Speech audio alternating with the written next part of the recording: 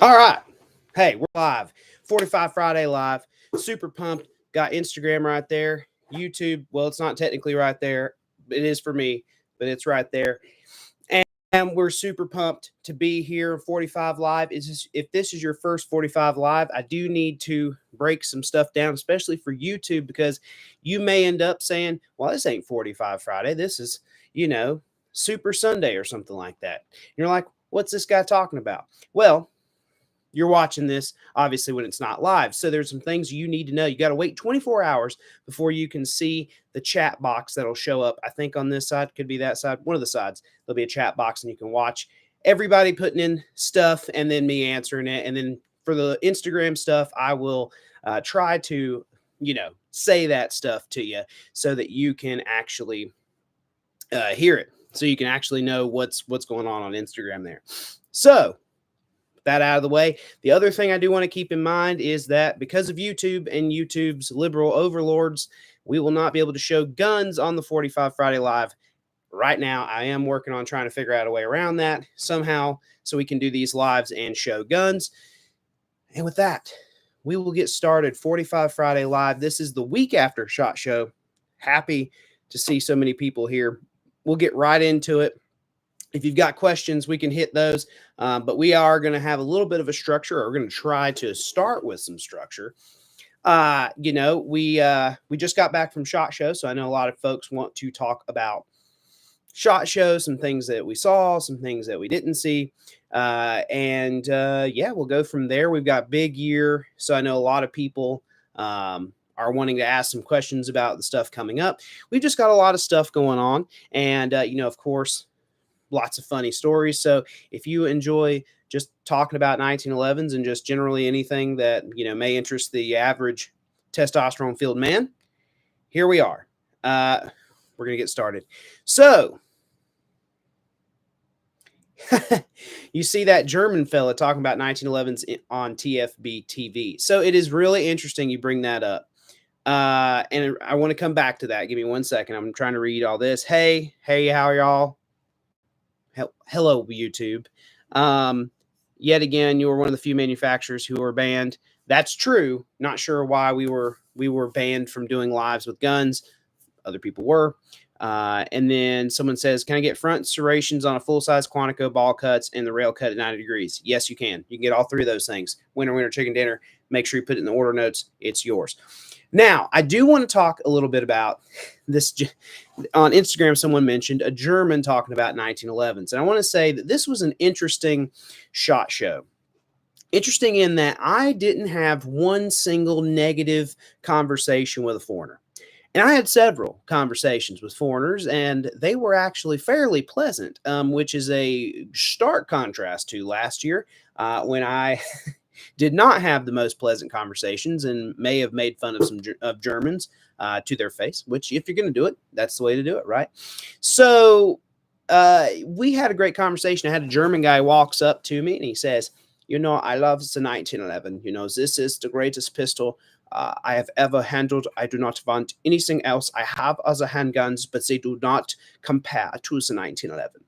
And he showed me his business card, which had a freaking 1911 on it. And I thought that was the most hilarious thing ever. And then he continued and goes, you have to go to America to have the good 1911. In Germany, we build the rifles and the machine guns very well. We do not build the pistols. That is American thing. You have to go to the Americans to build the 1911. You do not let German gunsmiths, mess with the 1911s. They do not understand this. And I'm telling you right now, y'all, I was dying laughing because that's just one of the most hilarious things I've ever heard is a German talking about how Americans build handguns better. And now we start talking about machine gun. That's a whole different ball game. Them Germans, they are awful fond of their machine guns. But this gentleman, he had a ton of 1911s that he had gotten, Wilson Combats, Nighthawks. He actually had gotten a couple of ours and he was wanting to get another one. So of course I was like, come on, Fritz, I'll help you get any 1911 you want. And he was super nice, really appreciative of the 1911 story. And I found that to be something that came up with a lot of foreign guys. They really appreciated the history and the tradition of the 1911. So that was a really cool thing to hear, especially from, a race of people that basically, got whooped by the 1911. So it was pretty awesome. There was a German guy that, or not, excuse me, there was a Russian guy that was really funny as well. And the so the Russian guy comes up and he is huge. He's jacked. Definitely been eating his Wheaties. And I mean, this guy's got like his traps start here and end. I don't even know if they ended, to be honest with you. They may have never ended. I'm still looking for the end of his traps. I mean, he was a massive dude, bald. I'm almost certain he was a merc of some kind. And he comes up to the booth, and he also was a 1911 fan. And so he comes up to the booth and he goes, and honestly, I was kind of giving you a little sauce with the German accent. This is 100% exactly what he sounded like. He goes, the 1911, I like this gun. This gun right here feels really good. You do not get guns like this anywhere else. This gun, this frame to slide, it is exceptional. I would like to buy a gun. And I had to explain to him that, we weren't necessarily selling guns out of the case at SHOT Show. He was, that is understandable. I buy a gun when you can. And then he was like, sitting there looking at the gun. And this is no lie. I'm not making this up. This is 100% true. He's pointing the gun back at the back counter. Now, if you know anything about SHOT Show, you do understand that, guns are kind of getting pointed everywhere. I'm not saying that I advocate for flagging people. I certainly do not. But it's kind of something that just happens at SHOT Show because there are so many people and there's really no like super safe place to point guns. And anyways, he's got it in his hand and he's pointing it at the back wall. He's not pointing at me. And I kind of sidestep, we're talking, and he's talking, and this competition shooter walks over, and the competition shooter interrupts him, which if there's one thing I know about Russians, it's that they don't really care to be interrupted. And so this Russian guy, he's holding the 1911 out, and he's talking to me, and about, I don't know, Stalin or something, I don't know. And this competition shooter steps in front of him to interrupt him to ask me for one of our stickers. We'll get to the stickers in a minute. For one of our stickers, which, I'm kind of like, come on, dude, you're kind of interrupting, but it's okay. That's SHOT Show for you. I hand him a sticker and I don't think anything of it. Well, he bends down right next to me and, is deciding that's where he wants to put the sticker away in his backpack. And he's got all the competition shooter stuff on. And, he's just a good, whatever. He's probably a really nice guy. I never talked to him, but the Russian is not saying a word, but you can tell he's not, it's definitely vodka time. He is not super pumped about this dude interrupting him. So, I don't really think anything of it. I just continue to talk to the Russian guy. And the competition shooter looks back at him. He's not moved the gun at all. And keep in mind, he stepped in front of the Russian with the gun. And he says, thanks for flagging me, kind of a smart aleck, I guess, kind of just being like, oh, thanks for flagging me. And the Russian looks down at the gun, looks at him and goes, why are you being a little bitch? This gun does not have firing pin. You do not have any worries, but you are still a little bitch. This is SHOT Show. All the guns have the firing pin. I am from Russia. We point guns at everyone. The 5-year-old is more a man than you. And I'm telling you right now, y'all, I looked at him and I said, did I just agree with a Russian? Like, this is a weird point in my life. Never have I thought, the Russian, what has just came out of a Russian man's mouth was right. But I was definitely like, that's the funniest shit I've heard in a long time. And when that Russian called him a little bitch, and the way that Russians call people a little bitch, honestly, is way worse than, and I apologize if you're watching this with children. The language was needed to be said in this particular context. But when that Russian says little bitch, it's like he's spitting at him, like he's a lesser person. He's just spit. It was truly one of the most amazing things I've ever seen in my entire life, to see a Russian interact with someone. And honestly, you kind of thought, brother, I'd kind of move out of his way because he'll probably break you in half for a Klondike bar. I mean, maybe not even that, maybe just for the sport of it. And so it was one of the more funny things I saw at SHOT Show, was interacting with a Russian and a German And then the Russian actually later in the show, okay, later in the show, I'm walking through, bebopping through, and I just pissed myself because we were super slammed. I mean, y'all have no clue. It's so awesome to see how slammed we were because, of course, we were in the basement last year. People kind of didn't know who we were. And then this year it was completely different. We'll get into that. But the Russian guy comes out of nowhere. Okay. I'm talking like Spetsnaz shit. He comes out of nowhere and kind of like tackles me and hugs me and like forces our hands together and goes, I still like gun. I would like to have gun, but I have too many guns, too much guns with dust on them. As soon as I get rid of guns with dust, I get your gun. And I'm gonna be honest, that's kind of all the endorsement I think I've ever needed for the 1911 was that this Russian scary man was wanting to add one to his collection, and it was just the craziest thing ever. And welcome to SHOT Show 2024 is all I have to say about that. So getting into it, talking a little bit about SHOT Show. If nobody has any questions, I'll take a little bit of break. But SHOT Show was really cool this year because we really it's like Alchemy really has its foothold.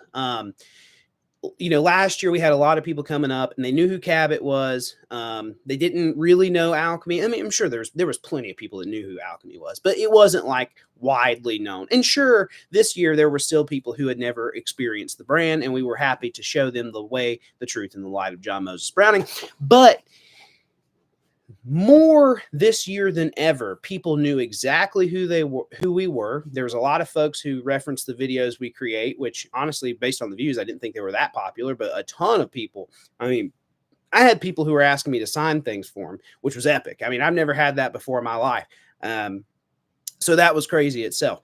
So the winds have changed a little bit because we had so many people coming just to see Alchemy, and it was one of those things where when you've been in the basement, when you've been where people aren't coming directly to see you, it really feels good to know that the brand is really building itself up. And I mean, we are a small niche brand. I mean, I don't expect everyone to know us. We're not Colt or Smith and Wesson, but we are growing, and man, it feels good too to also have a lot of dealers wanting to carry our products. And we've really just I feel like it feels like maybe we're helping bring the 1911 back into the main playing field. 2011s definitely have the main playing field right now, but man, I saw so many people that came over for the Quantico high cap, right?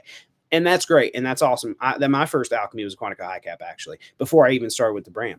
But the people would come by, they'd come to get the Quantico high cap, and they'd be and then I put a single stack, right? A single stack in their hand.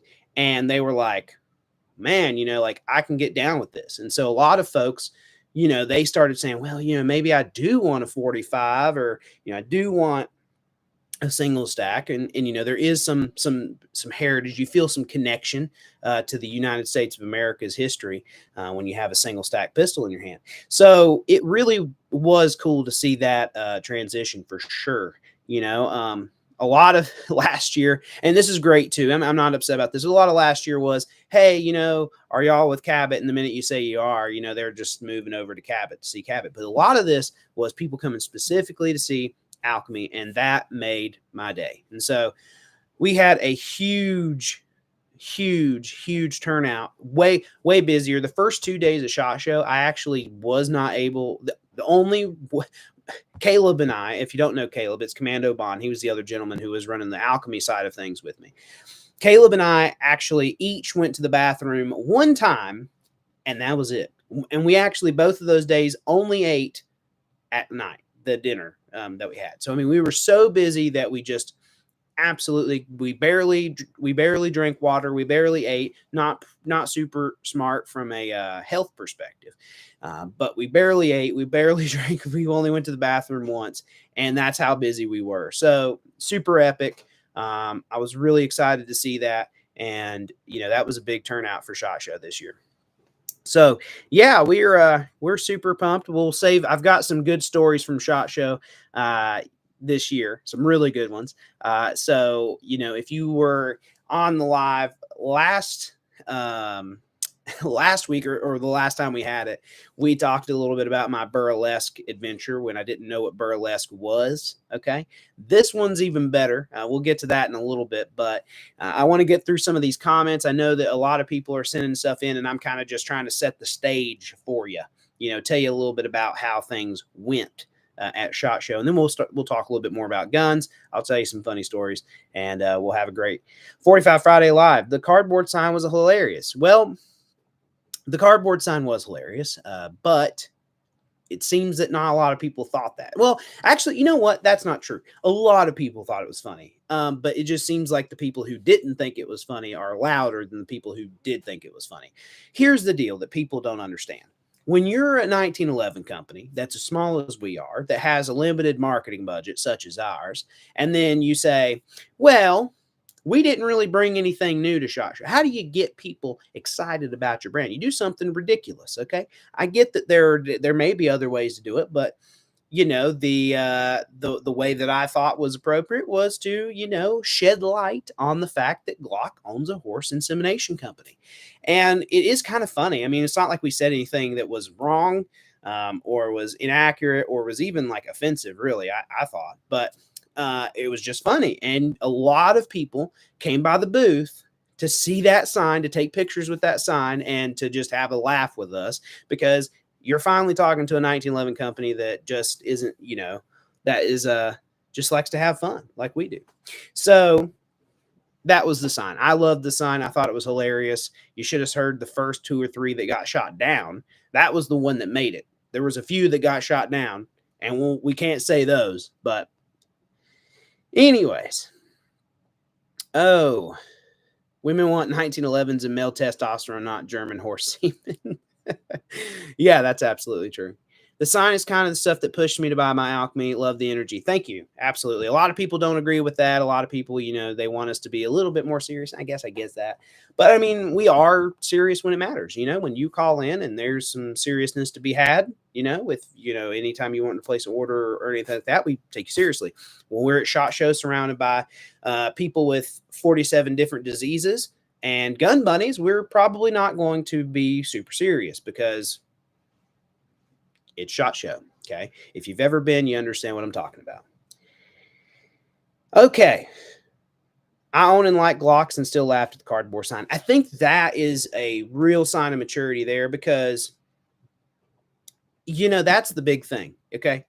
If you like Glocks, I'm not trying. It's literally just us being funny because, the 1911 guys, the guys that got me into 1911s were always like, that damn sissy pistol, this is a man's gun. And as a kid, I kind of took a lot of that seriously, and now it's a little bit more tongue in cheek, although I still kind of do believe a lot of that. It's a little more tongue in cheek because it's kind of like this is a 1911 company that understands the humor around, the older guys kind of shit talking with 1911s. So, if you think that's funny, we're here for you, but I mean, if you call in and there's something we need to talk about, that's a serious issue, you'll not see me cracking jokes. We'll take it seriously. So anyways,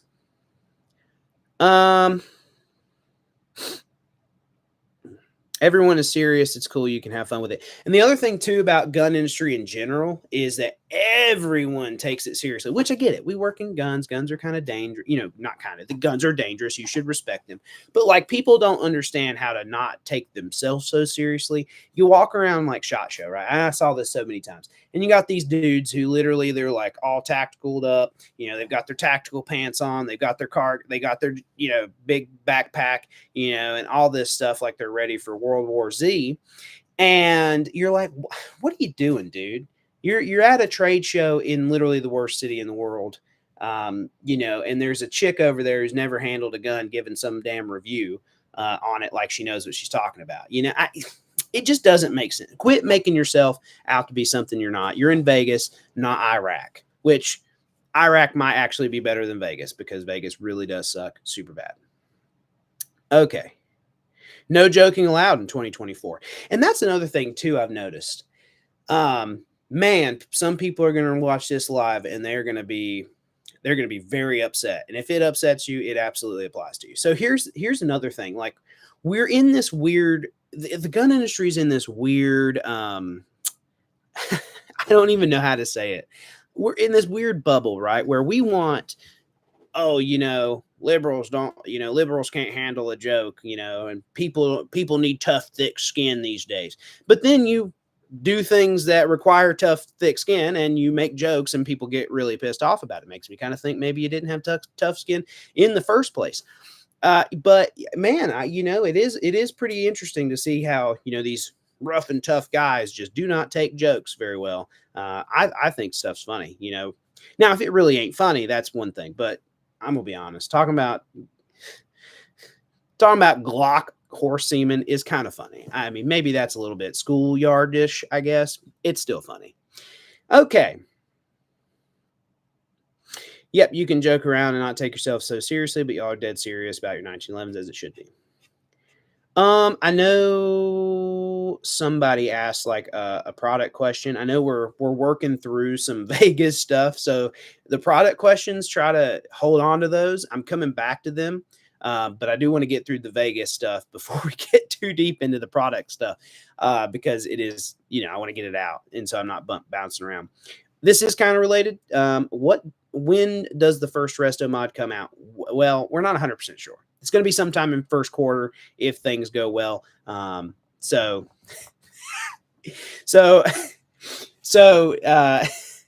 yeah, it's going to be first quarter, or first quarter is going to be the first one.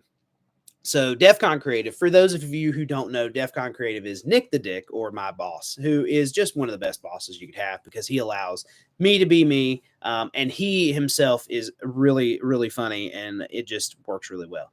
There was a night where we're just all so tired. Okay, no alcohol involved, or at least not on my end. And it's just like we made this canon of how the groundhog that tells you if spring's coming or not is a Nazi and was telling the Germans when to advance into Russia.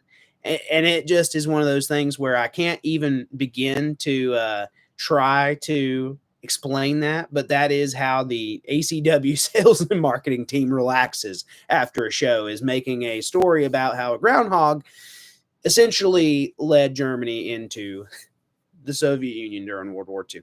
It is a great time to be alive. So with that being said, I do want to get to some of the product questions. So here we go. I do want to tell you one last story. This is my big Vegas story, and I'm going to try this. The story is going to require me to sanitize some of it. So if I start kind of trailing off, okay, just chill. Okay.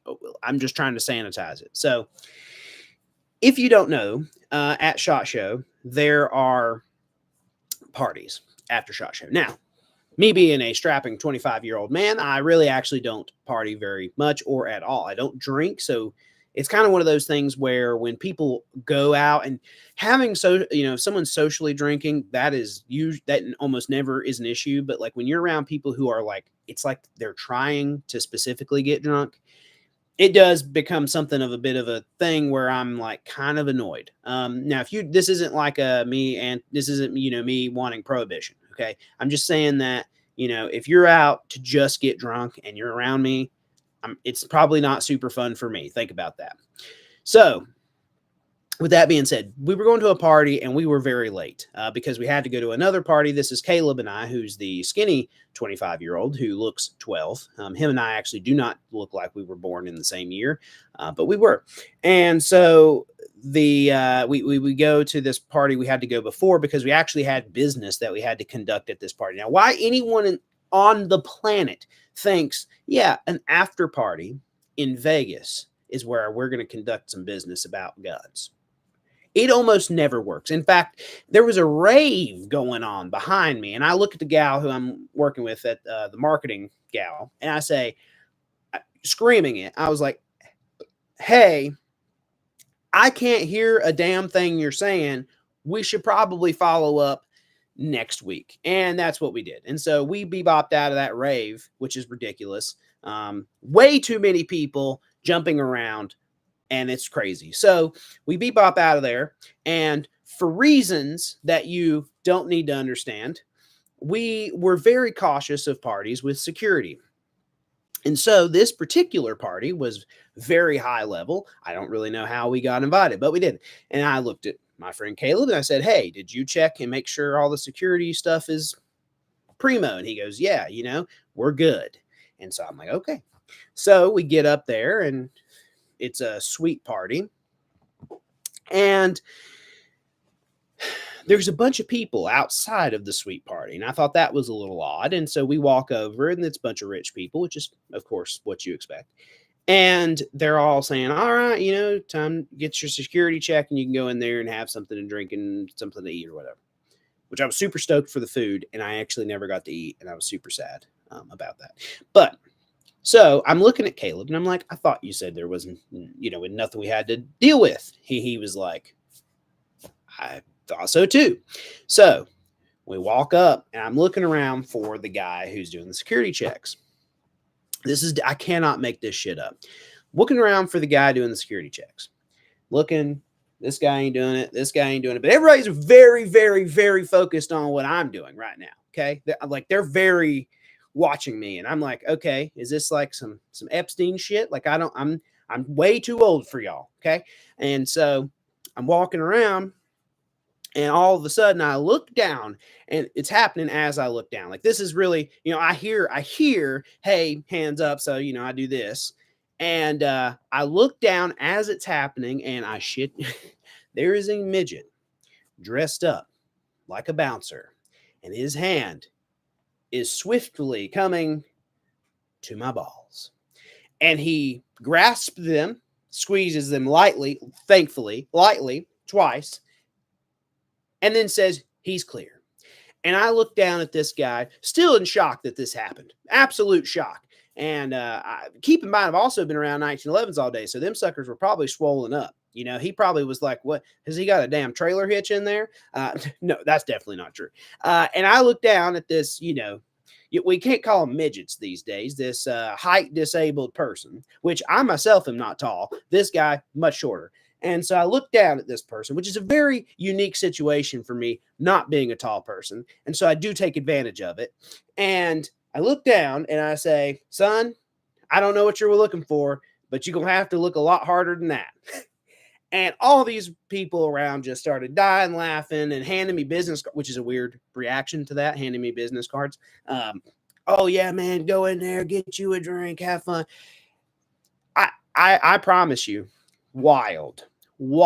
And so I thought to myself, I would like to see how the rest of this actually might be a good use of my time at the party. So I decide to not go into the party, really. I stay by the door and decide to watch the rest of these things happen. And I do, and realize that I was very lucky indeed, because the next gentleman and ladies came through. Of course, you don't do anything to a lady, so they walk on through. And if anyone knows the party rule, you want as many ladies. You don't want any deterrence from ladies, so they're in. I wasn't a college kid that long ago, like 3 years ago. So I know the rules about females to male ratios. The ratio for a good party. Okay. Honestly, 1-to-1, fantastic. Anything over that, it's a banger. So this is ridiculous. Off topic. So I look over and the next dude that came through, I'm like, "Oh, he's going to, Caleb and I had just got a squeeze here." And the next guy that came through, he does the same thing. He's not paying attention. Old little man just reaches back and boom, right into his family jewels. And I sat there, I was standing at the door with the water and I was just like, "Oh my gosh." And I realized that I am playing my luck way too much. And I swiftly was like, I am going to go home and watch a James Bond movie, which I did. So I went out the door. "Hey, thanks for having me. Only was there for a few minutes."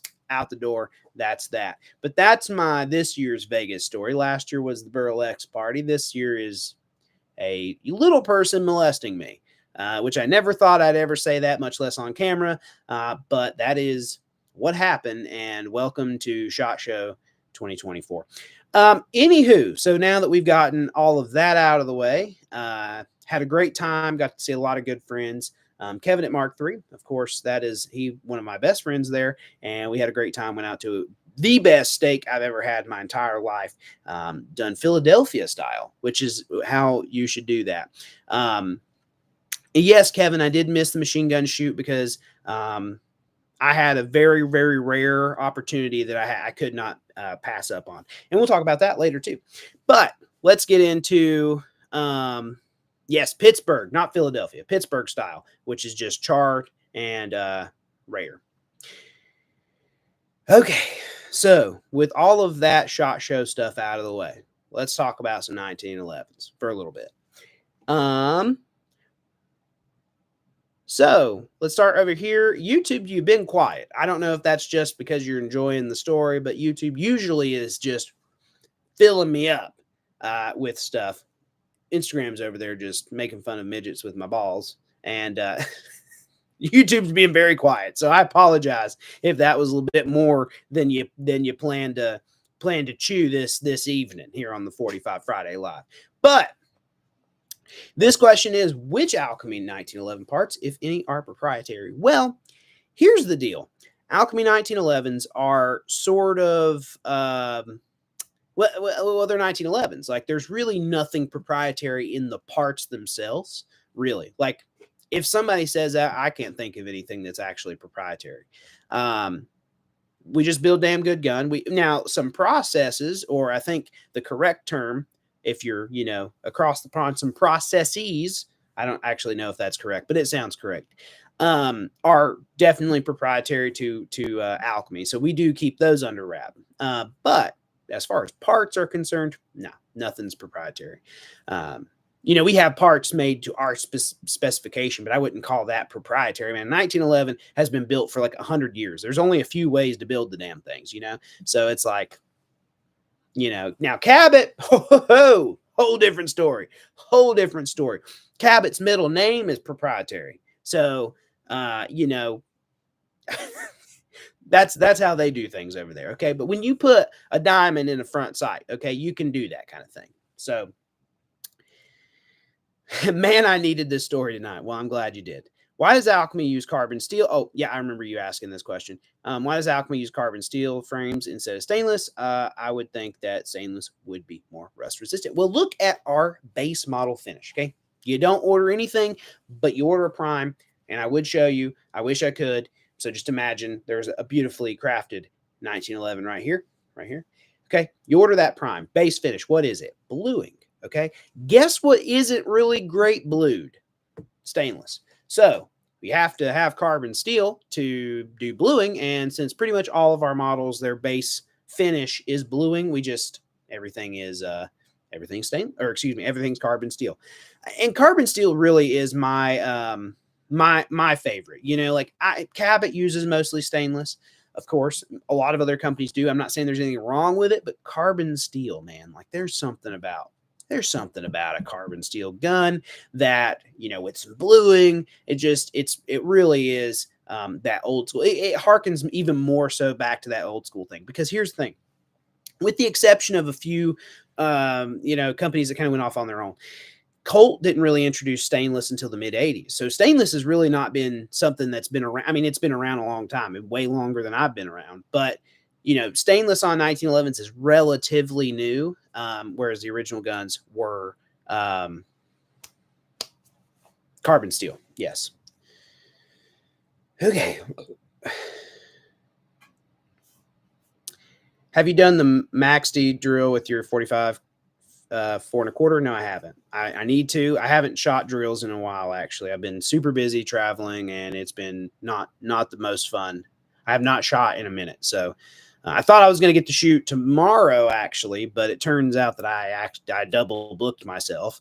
My car is actually representing an auto paint and body shop at a car show, so I have to be there for that. So actually, that's one reason why we were a little behind, is because I had to go wash my car after work, like super fast, and then I'm going to detail it tomorrow before the show. So, like at the show, I'm going to detail it. That's a very old man thing to do, but that's what I'm going to do. Carbon steel is a lot easier to fit than stainless. Yes. There are some exceptions to that. It depends on the grade of stainless. That's kind of why I didn't want to get into like how easy they are to fit versus not. But yes, depending on the grade of stainless, carbon steel is easier to fit. And I mean, it probably is easier to fit anyways. How slimmed down is the Insurrection grip versus, say, a Staccato or even the Wilson Combat EDC X9? Well, the EDC X9, it actually is more like an EDC X9. I'm looking at it. I know you can't, but it's more in line with the EDC X9. But keep in mind, the EDC X9 also doesn't have the grip safety. So there is some, like right here in your hand, there is a little bit more thickness. That's more Staccato S or more 2011 S. Not an EDC X9 from Wilson's not a 2011, just not. I mean, it's a great gun, not a 2011. So there is some thickness there where they can kind of upsweep in there a little bit more. But it's certainly a little bit more. Well, it's certainly more comfortable than like a normal 2011 grip in the hand, and of course, it's made out of all steel. Chase, my boy Chase. If I already have a Prime Elite carry in 45 and I want a Prime Elite carry in stainless, should I get it in 45.9? Asking for a friend. Me, I'm the friend. Hey, so first of all, we don't do stainless, which we do the hard chrome instead, which I think way more gangster than stainless.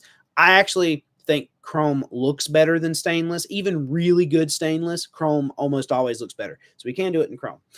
If you want a second Prime Elite carry, which is our 4 1/4 inch gun, I would actually urge you to the 9mm. Why is that? So here's the deal. Think about it. Let's do some history here. 1949, okay? Colt's coming out with the Commander at the request of the United States military. They think they want an officer's gun, which is not an officer's style pistol, which came much later in the 80s, but they want an officer's gun. And so the Colt manufacturing company decides to go to a lightweight frame Commander, and their first caliber they drop that joker in is 9mm. This is all kind of in line with what the officers thought they wanted of the U.S. military. Turns out they didn't, but guess who did? The United States civilian population. So they started pumping those jokers out, great carry guns. Of course, I'm a steel frame guy, but of course, in line with all that is what I'm trying to say is that 9mm Commanders actually make a lot of sense historically. So take that information with what you will. Okay. Do Alchemy and Cabot employees interchange at Fort Wayne? No. Well, I mean, the main gunsmith of Alchemy is also the main gunsmith of Cabot. So, yeah, that, but no one else does. What do you think about Jeff Cooper pinning the grip safety on 1911? Love it. Love it. Love it. Love it. Love it. Love it. Let me tell you right now. Okay. There's the 1911. So here's the deal. The horse mafia, okay, is the reason that grip safety even exists. All right. The cavalry was one of the biggest players at the table when they came up with the 1911. So a lot of the features around the 1911, we're going to have a video about grip safeties, about thumb safeties, about the original way the guns were carried. And y'all are going to hate that video, but it needs to be said. And I'm doing a lot of research with a friend on that. So please bear with me. But we don't ride. Most people don't ride on horseback, often with their 1911 these days. Unfortunately, I feel like we're lesser of a country because of it. But the horse mafia is the reason that happened. If you don't have a gun with the memory bump, which is the little bump on the end of the grip safety, you will probably have at some point, at some level, you'll have a little issue, especially if you go thumb over safety, with running the grip safety in all the way and depressing it properly. At some point, that's going to happen. Okay. If you have the memory bump, probably won't happen, especially on a good grip safety, but it still could happen. Now, disabling that completely can happen.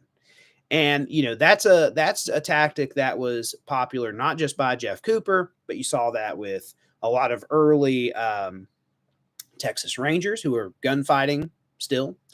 And you saw that with, Well, I'll tell you, Ken Hackathorn one day sent me a picture of one of his first carry guns that he really did seriously. It was like a post-war commercial gun. I want to say it might have been a 1947, but it could have been a 6. I mean, it was like right post-war. And he had the grip safety pinned. He has issues, actuating old style safeties. And he pinned it. And that's, I think, great. Here's the issue. People in the 80s, especially, because the safety thing in the 80s is crazy. The whole reason the Series 80 thing even exists is because of crazy safety regulations in the 80s. It's very difficult for a manufacturer to disable a safety and not be a problem. Okay, because the way liability is these days, like, I can just imagine that is going to not go over super great. I actually one time asked Bob Reeves at Nighthawk to pin a safety for me one time, and he's like, "Listen, dude, for you, I totally would, but he's like, we kind of can't do that on any of our guns." And I was like, I get it, I get it that a manufacturer can't do it, which is really interesting because, in our day and age, you'd think the responsibility to fall on the person, but we know that not to be true. So I think that's a good idea. I can't advocate it from a company perspective. Personally, I do. But Alchemy Custom Weaponry says that grip safety should be 100% functional on your gun at all times. So there's my Alchemy Custom Weaponry corporate announcement for you on pinned grip safeties. If you love it, why do your guns employ a grip safety? Well, because we build the traditional 1911. I mean, like, I personally like pinned grip safeties, but that was not always the case. Like, I used to be hey, that's the way the gun was designed, leave it alone. It wasn't until I began to be really good friends with, a lot of older guys and realizing that they've been pinning grip safeties forever. And it's kind of an old gunfighter thing. Also, let's keep in mind too, that I grew up in an era where I didn't really encounter guns without the memory bump very often. So I never had like a drive to push hard for not having a grip safety, right? Like, every time I've used a grip safety, I've maybe once or twice on like an old Colt, you draw it fast and you don't get on it all the way. But really, it's not been such an issue that I felt that I had to pin the grip safety. But now, looking back at all those old gunfighters and old gun guys, I mean, I see that they did it for a reason, and it makes sense. And I wish we could, but we can't. Okay. You the man, Eli. Thanks. I appreciate that. I don't hear that a lot, so I do appreciate when people say that. This on Instagram, it says, blah, blah, blah, show us some guns. I totally would. Here's the issue. YouTube. The minute I pull a gun out, that's getting shut down. I really don't want to get that shut down. So let's not, until I can find a platform that everyone's associated with that we can show guns on. I know a lot of folks on YouTube, you're not on Instagram, and a lot of people on Instagram, you don't want to, you're young and you don't want to take the time to go to YouTube. Okay. You're just watching on your phone like a bunch of zillennials. Okay. That's a thing now. They're saying that there's like a bridge, generation between millennials and Gen Z. It's called zillennials, and I'm technically one of those out of 1998. I think that's stupid. I don't want to be a part of anything millennials have ever done. Okay, the millennials, leave them alone. The Gen Z people will have our own issues, but listen, I don't want to be a part of nothing the millennials are doing. So none of this zillennial stuff. Okay, at 1996, millennial, Gen Z. Okay, so none of this stuff. Can I order a Quantico high cap carry without an ambi safety? Absolutely. Yes, you can. Yes, you can. I don't think it looks fantastic. Like, it's, like the 2011s are kind of meant to have ambi safeties, but I mean, if you don't want it, you don't have to have it. Great discussion. Absolutely. Thank you. No, I thought a lot about the safety issues on 1911. Okay. And I've been doing a lot of reading into the development of the grip safety along with the development of the thumb safety, which I'm going to tell you right now, was not something that was considered very early on because, and get ready for this, the original thought of using the 1911 was not to have it cocked and locked. Okay. So Gunsmith Gal Tori says, hey, most of the ACW millennial gunsmiths or most of the ACW gunsmiths are millennials. I'm the last one at 1996. Well, that's fine. But listen, okay, y'all do some weird things. Okay, y'all do some weird things, and we get blamed for it. Okay, so y'all can be millennials. That's fine. Okay, we'll probably do some stupid stuff too. We probably already have. But listen, that millennial name, it's just got sometimes I just think I don't want to be called a millennial. Okay, race fans, we're getting into some good. The lighting today is actually pretty nice. I'm not gonna lie. I've been working on the lighting setup in like different color tones. So I'm pretty happy. This looks terrible. The phone looks awful. This looks great. Any recommendations for mags on the Quantico High Cap? Ooh, this went too fast. Cannot get my MBX mag to seat properly or use mag catch lock in. Yeah, so we don't actually suggest using the MBX mags, which they are great in the guns they need to be on, but we use, of course, our mags that we have. Staccato G3, good to go. And honestly, I've been using a lot because I like their black. Even the Springfield Prodigy mags, the Durmag mags, those are pretty great too. So our mags, of course, always, and then the G3 staccatos, and then the new Prodigy mags. I've had great success with all of those. So I would give all of those a try. But the MBX I actually don't have, and I don't know if we even have one of those for testing at the factory. So I can't help you much there. I need to get my Gen Z lingo up, though. No cap, period.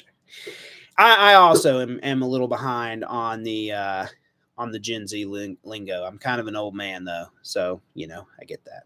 Any good leather appendix rigs? Hear good things about the Unicorn Tear SME. Okay, so I have not really carried appendix with leather. Most of it's been with Kydex. However, I do have 2 summer specials from Milt Sparks being built, and they are straight drops for appendix carry. So they're not a full rig like a tier 1. Excuse me. They're not a full rig like a tier 1. They're just the kind of scabbard for the gun. And those will be kind of an offset appendix carry. So I'm excited to get those. Milt Sparks, gangster stuff. We're big fans of them over here at Alchemy Custom Weaponry. We hope you would be too. But I'm excited to get those in, try those out. But at this time, I don't really have much experience with leather in the appendix position. Everything else has been, Kydex.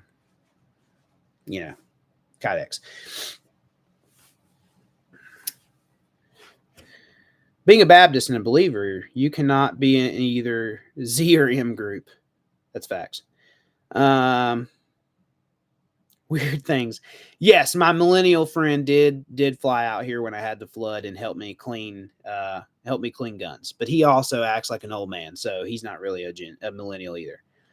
Why don't modern manufacturers just make guns without the grip safety? Well, it's a gun that's been around for 100+ years.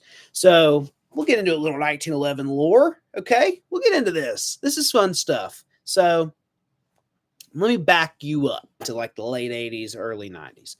The 1911, at this time, you got to think this is pre-memory bump, which is important and really, really important for the 1911 in the modern age. Now, you've got a lot of dudes pinning their grip safety. Here's the issue with that. Most of the time, grip safeties, even on custom guns, like people don't realize, custom guns back then, not custom guns like they are now. So even on custom guns, the grip safety, especially if it was pinned, it's not like solid, so you can feel the recoil through the grip safety, which is something that you can, if you really pay attention when you're shooting, you can definitely feel the recoil through the grip safety on some guns. Some guns you can't because it's really well fit. Some guns you can. And even that's not really a determiner of if it's a good fit grip safety. It's just something I notice. Moving on. There was a man by the name of Wayne Novak. Some of you may have heard of him. And he came out with one of the coolest things ever. Okay. One of the coolest thing ever. and it's called The Answer. Now, here is something that's very interesting. The Answer is basically a one-piece backstrap to a 1911. Here are some downfalls, right? It's a really interesting part to fit, which is why you really don't find them by themselves. In fact, I don't think you can get them without sending a gun to Novak. Another interesting thing, they're not patented anymore. You just file that back in the back of your brain. Okay. So the next thing is there's some because basically you have to fit it at the top like a grip safety, but you also have to have it nice and fit at the bottom like a mainspring housing, because it's essentially a piece that is one piece all the way from the mainspring housing to the grip safety, and it's fantastic. Really nice feeling in the hand, really cool. I actually have a Novak, an original, by the way, which I'm not going to say too much because I'm gonna get really excited and tell y'all too early what it is. But I have, because most of you know that I'm very big into historical 1911s. I have an original Wayne Novak answer gun on the way because I think it's super awesome, and I think that that's a really cool piece of history where it was like, hey, this is a problem. Here's my solution. So this basically takes the whole grip safety out. Now, here is the issue. Okay, here's the issue. Wayne Novak never really pushed the answer as hard as I probably would have because of, again, think about the time period, the 80s, the 90s, safety, big deal. Taking all our cars, taking all the damn horsepower out of them. Okay, got the Series 80, which is terrible. Series 80 is awful. I would never ever want a new gun in Series 80. Like if we ever did it, I would cry, which we wouldn't. So there's that. But got to think safety lawsuits. That's a big deal in the 80s and the 90s. So he doesn't want to push something because here is the issue. The answer has only been on guns that were not originally made with the answer. Being you would send a Colt to Novak. They would do, which I don't think he works on anything else but Colts. But you'd send a Colt to Novak. He would fit the answer to the Colt. You've now modified the Colt to not have the safety in which the manufacturer gave it when it came out. So kind of a difficult thing to market when you're saying, when you're in this era of safety first, which I'm not saying we're not in that era, but you get, if you lived it, you know it. Okay. I didn't live it, but I do know it. So here's the issue, even at our level, are we making a 1911 and disabling the safety, or are we making a new model that just never had the safety design in the first place? That's what makes it a bit of a difficult thing when you're maneuvering the Novak safety, or excuse me, the Novak answer. That's kind of the difficult thing is, are you modifying the 1911 or are you making a whole new gun that just doesn't have a grip safety? Now, you'll notice really guns that are truly their own gun, EDC X9 from Wilson Combat, for instance. That got away with it because it really is its own gun. Now, here's a fun fact about the EDC X9 you may not know. That gun might have had a grip safety. However, Ken Hackthorne, and Hack and I talk all the time. Hack and I were talking, and he was like, yeah, I told Bill, shouldn't have a grip safety, which when you look back at a lot of Hack's guns, they don't have the grip safeties active. They're mostly pinned because that was the thing you did back in the day. So when you're building a brand new gun from scratch like the EDC X9, you take that opportunity to say, hey, this is sort of maybe one of the features that we don't need in modernity. Let's not have it at all. And then, but here's the deal. Good fit grip safeties with memory bumps like Alchemy custom weaponry pistols have. Yeah, I've never had one of my ACWs not engage the grip safety. And I even ride the safety high, which is usually something like on an old Colt that will cause that to happen. But I've never had it happen because, with that memory bump kind of made everyone not look at, okay, we want to disable the safety. Well, let me just put a little material on the back, then you'll push it in every time. They're like, oh, well, then that's an easy, there you go. We'll just make it easier to depress. And that's how the world of guns works. So, and the other issue, there is another issue. The other issue with the answer is at this time, I actually don't think you can get the answer with a magwell. And I know that would be kind of lame if you couldn't get a magwell on the gun. in this day and age. So that would be a whole new redesign. And also you got to look at like you're fitting something this way that also has to fit here on the gun. And so it kind of would become a little bit of a difficult thing. But hey, listen, now y'all know about the Novak answer. Okay. Oh gosh. Grip your 1911 like you own a pair. Yeah, well, that also is true. Yes. If you grip your 1911 like you own a pair, you will also disengage the safety every time.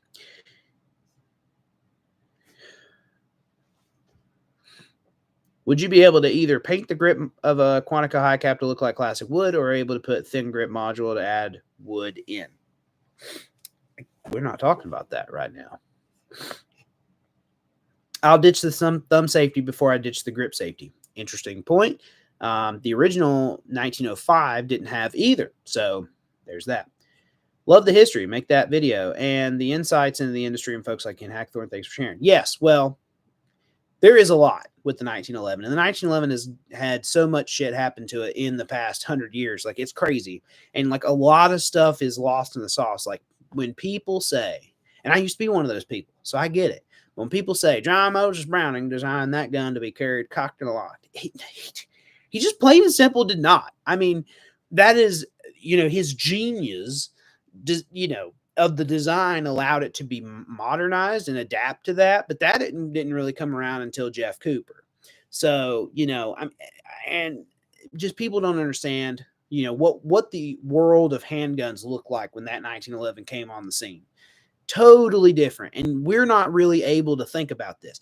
Think about this. You only have used revolvers, and then somebody hands you a 1911.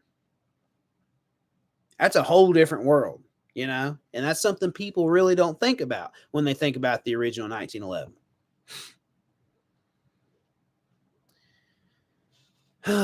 Favorite grip material. I'm going to say something that is very not classic, but I really like G10 grips.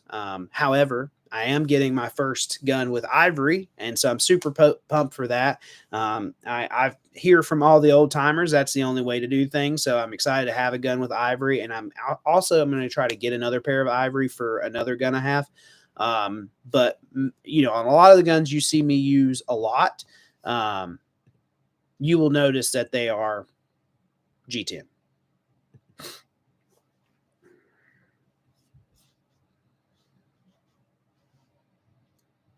Speaking of magwells, any magwell that will fit the Quantico high cap? Yes. I believe Nick has one from EGW, and I think it works, actually. I think it's actually might be the Prodigy magwell, to be honest. But I'm not 100% sure. But I do know it came from EGW, I think. So you could ask Nick. You send me an email. I'll ask him for you. Okay. Grip your 1911 like a little person in Vegas. Yeah, that's yep. That is something. That is a thing that has happened.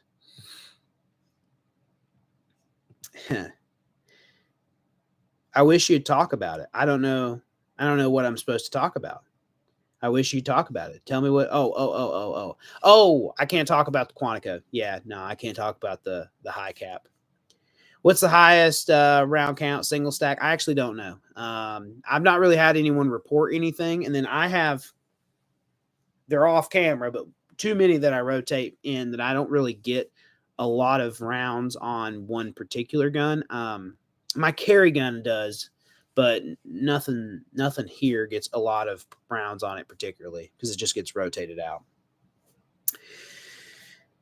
Machine Works low profile magwell will fit the Quantico high cap. Oh, thanks, Jeff. Appreciate that. The 1903 pocket hammerless or the Browning high power, if you could only have one and why. The 1903 pocket hammerless every time. I do not like high powers. The only high power that I would accept is one that's been heavily modified by Mark III Firearms in Las Vegas. Other than that, I have no use for the Browning high power. I would carry a freaking 32 1903 every freaking day over that gun. Okay. Y'all can be upset with that. Y'all can say that's dumb. I don't care. I will die on that hill. The 1903 is one of the greatest handguns ever made, except when you're trying to take it apart. If you've ever put together a 1903 and taken it apart, like to the frame, not field stripped, it is awful. I mean, just real bad. But other than that, great gun. Love it. How many ACW single stack 45s do you own? If you'd have only one, why? So I have, I personally own 4 ACWs personally. Now I have 1, 2, 3, 4, 5, 6, 7, 8, 9, 10, 11, 11. Well, 12, because I have one being sent this way from work. So I have 12 ACWs that are basically mine, that are my marketing guns that I can, shoot anytime I want, take pictures of, carry, whatever. So there's that. My favorite gun will always be, well, I don't know about will always be. I don't know. I'm pretty partial to it, but that it will be the Combat Limited. It just hits all the right spots for me. Of course, I have a lot of emotion attached. I have the prototype personally. Like, I own that gun. Yeah. I adore the Combat Limited, so probably the Combat Limited. Yeah, that would be the gun I'd pick over all of them. I had a little person bartender and got wasted and jump up on the bar and asked how it felt to be even smaller than he was. Oh my God, that's terrible, but funny, but hilarious. Why can't we can't talk about it? 1903 pocket hammerless ever, hands down, absolutely. 11, damn, that's awesome. Right? Yes, there is a lot here. Keep in mind these are technically the companies, but I do get to use them at my disposal, which I do a lot. Maybe more than they want, but I love it. I love the guns, love the company. I collect a lot of 1911s, but it never fails. I always come back. My favorite brand is ACW. I'm not saying that because I work for them. I literally owned an ACW before coming to ACW. So it's one of those things where, I've always cared about the brand. I've always loved the brand, and I'm just real lucky now to be able to work for the brand. And, listen, there are a lot of great companies, and I love all of their guns too, because anyone who celebrates the greatness of the 1911 and does it right, I'm super down with, right? But ACW is always going to be my favorite.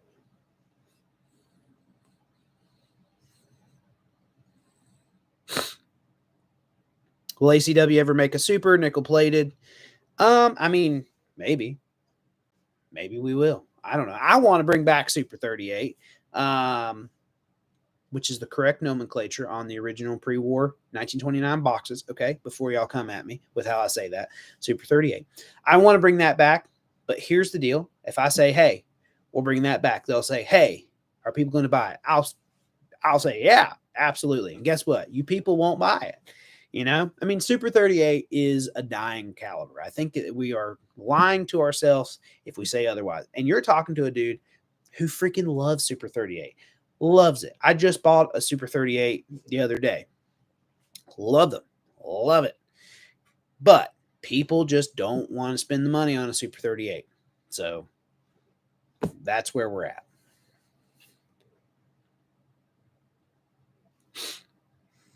Haven't shot a handgun since ordering my high cap carry. Looking forward to catching up on round count when I take ownership. Thanks again for you and the team for going above and beyond during the process. Thank you so much. Appreciate that. Yeah, we do try to give you a little different experience when you buy an ACW than most people. And, some people seem to like it. Some people, for whatever reason, don't like it. But we're very, very, very, very mindful of where we are in the market. And we are very appreciative that people choose ACW when they're great manufacturers, right around the corner.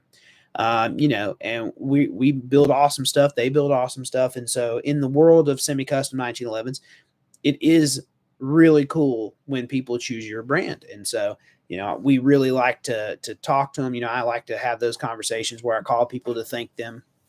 A lot of times I have to leave voicemails. I get it. You don't recognize the number, but we do really like engaging with people, and that's why we do these lives. Okay. This is not a part of my marketing. Okay. This is me wanting to get to know everyone else and let you get to know us a little bit better. So this really isn't like some big marketing thing. How often do you hear me get on these lives and try to shove ACW down your throat, with a bunch of marketing shit? No, I like 1911s. I like to talk about them.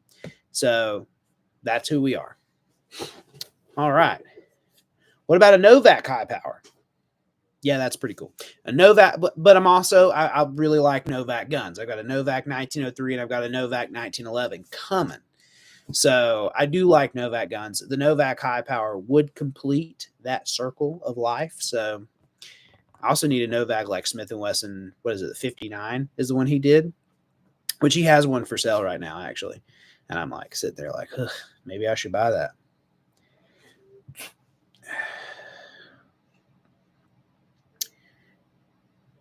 Hope to own one Sunday. Hey, we hope you can have one too. But even if you just like hanging out, and we appreciate that as well. So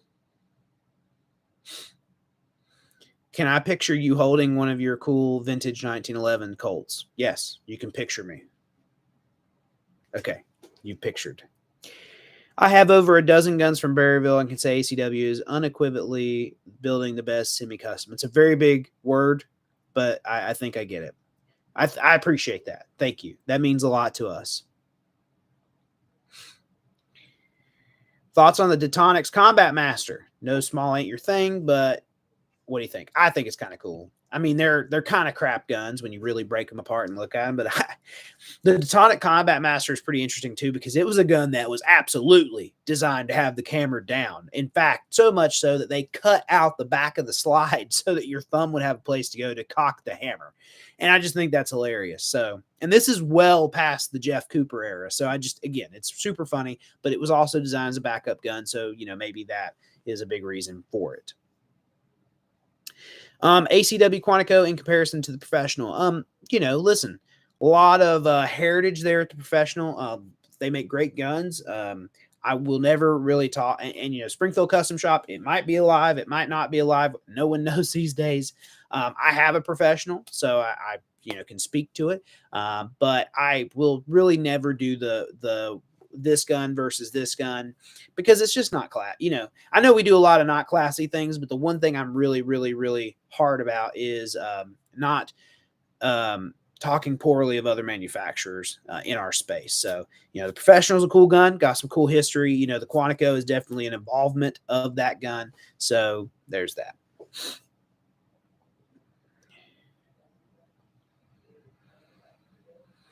Any thoughts, news on having events at dealers? Yes, that will happen. I don't know when it will happen. We have talked to a lot of our dealers. They're all super down. So we're just going to have to schedule the road trips that lead to them. Obviously, they're all over the world or country. I'm not going over the world, but they're all over the country. So we're going to have to schedule when we are going to be able to do that. But my plan is to try to do a video with every single one of our dealers to be able to kind of share some of the spotlight with them for people who want to go to a dealer and purchase a gun there. So that is happening.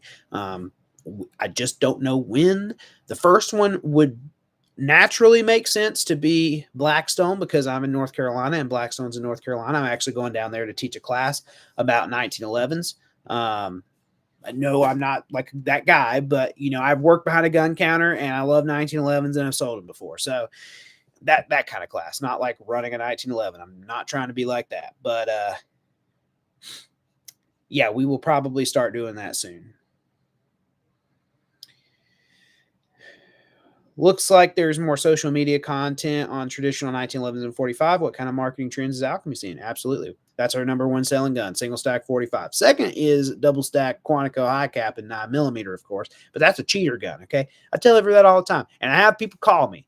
Okay. They're like, hey, I just shot my Quantico high cap. You were right. It's a cheater gun. It really is. It's unlike anything else I've ever shot in my life. But yes, single stack 45s, they're kind of the sauce. And people are finally waking up and quit being, as my Russian friend said at the beginning of this live. If you missed it, go back after this publish and watch it. But just like the Russian said, people are stop being little bitches. So anyways.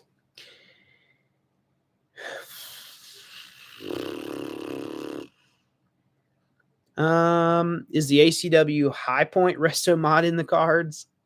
LOL, no. Yay, Blackstone, fellow North Carolinian here. Can't wait. Absolutely.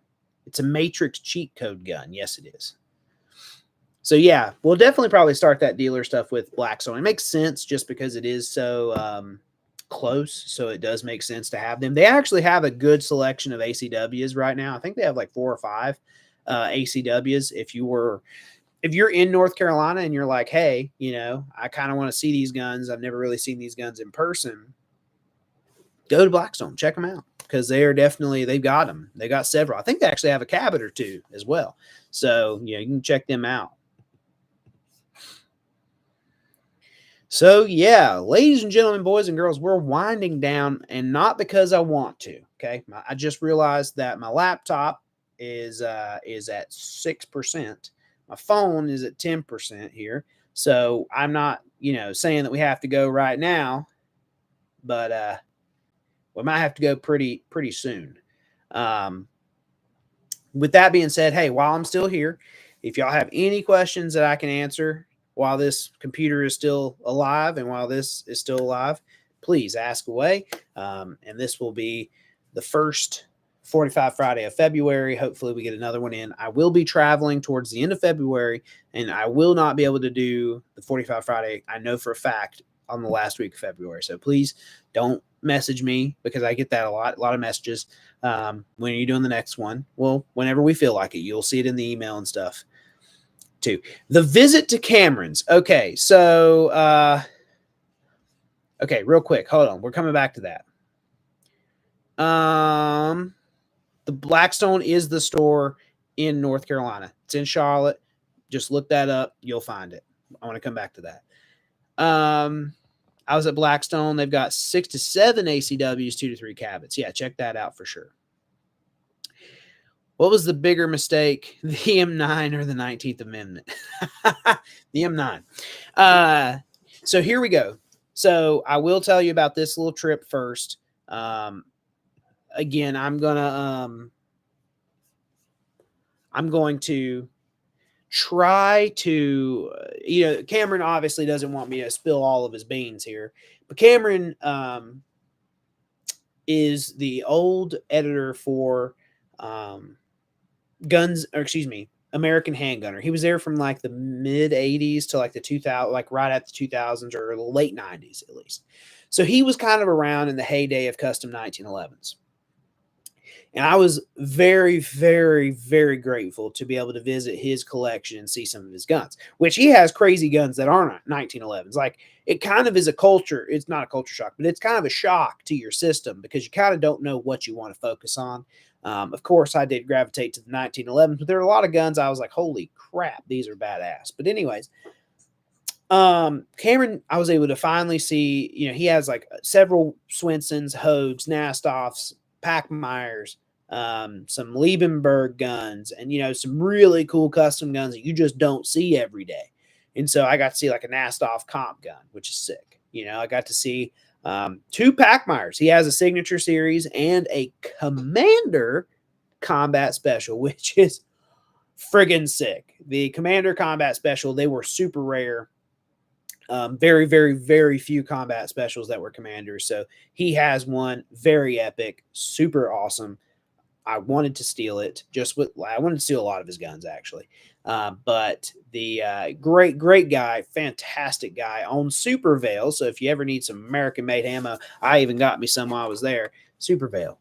This is not paid for by Super Veil, but this is some 45 ACP jacketed hollow points, and I actually did swindle from him an original Super Veil box from before 1974 for some pictures. I'm not going to shoot that, obviously. But Cameron is co-owner of Super Veil, American-made ammunition right there in Nevada, which is pretty cool. But he has a crazy, crazy custom 1911 collection, and I was able to photograph a lot of them. We didn't have great lighting. We were doing it late at night and in his kitchen, but I was able to photograph a lot of them so we could kind of tell, so I could have it, because you don't find pictures of those very often. You don't see them in person very often. And so it was really cool to be able to see those guns, kind of compare them to what you see built today, which a lot of those guns were not as refined as like an ACW, And it was really cool to see them in person, handle them, feel the slide, look at all the parts, all that sort of thing. And yeah, they're just really cool stuff.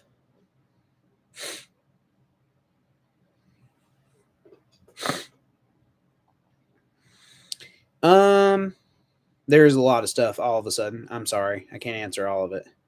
I'm just going to say that we all know it's Alchemy's destiny to create the rebirth of the pocket hammerless. What would John Moses Browning do? We are definitely a company that has a strong affinity for the pocket hammerless Colt. So, it's a cool gun. It's a really, really cool gun. I like them a lot. A lot. So, maybe not. We'll see. I don't know. Y'all people might not even buy them. So you may say you want one, then you don't get one. But we'll see. We'll see what the world has in store. This is going to be a big year for ACW. So this is definitely going to be a pivotal year for the company. So please bear with us. We've been very busy since getting back from SHOT Show. Even today, I'm probably going to get off this live and go to work. And so, yeah, that's all I have for tonight. That's all I have for 45 Friday. I know that it is kind of lame that I can't show pistols on this freaking live. Maybe we will try pistols next Friday, but I just don't want to get our YouTube account taken down. That's like my big fear, because we use a lot of we use a lot of YouTube videos for marketing. So that's the biggest reason I don't just say, oh, yeah, screw YouTube, I'm showing guns, because we don't want to lose that platform that people come to find out information on ACW, which is what our YouTube channel has become. So with that out of the way, I've got 3% Dale Earnhardt percent left here. Senior, not junior, of course. And I think I'm going to call it. Hour and 16, that's kind of fast for us, I know, but I definitely appreciated all y'all being here, all y'all being a part of this. We could not do this without you, of course. That's how companies work. You need people to buy things, but we definitely appreciate all the, interactions and relationships that we've built. And thank you so much for supporting our brand. We greatly appreciate you. And if y'all ever need anything, holler at me and I'll get you squared away as best I can. This has been Eli with Alchemy Custom Weaponry. Thank y'all. Have a great night. And remember, carry cocked and locked.